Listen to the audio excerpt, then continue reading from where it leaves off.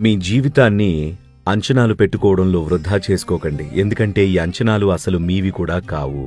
మీ పొరుగువారిని చూసి మీకోసం అంచనాలు ఏర్పరచుకుంటున్నారు. ఇది చాలా చాలా తెలివి తక్కువ పద్ధతి జీవితాన్ని మలుచుకోవడానికి.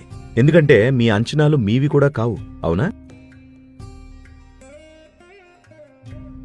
నేను చెప్తున్నాను, మానవ మనసు ఎలాంటిదంటే, ముంబైలో అందరికీ ఒకే కాలు ఉందనుకుందాం. మీకు నిజానికి రెండున్నాయి, కానీ అందరికీ ఒకటే ఉంది. వాళ్ళందరూ గెంతుతూ వెళ్తున్నారు. మీరు కూడా అలాగే చేస్తారు. మీకు రెండున్నా కూడా. ఎందుకంటే మీ చుట్టూ ఉన్న ప్రజలను చూసి మీ అంచనాలను ఏర్పరచుకుంటున్నారు. కాబట్టి ఏ అంచనాలు అవసరం లేదు. మిమ్మల్ని మీరు సమర్థులను చేసుకోండి. పరిస్థితి ఏది అనుమతిస్తే అది చేస్తాం. మీ శరీరాన్ని, మీ మనసును తీర్చిదిద్దుకోండి. వాటిని పూర్తి సామర్థ్యంతో వాడుకోగలిగేలాగా తీర్చిదిద్దుకోండి.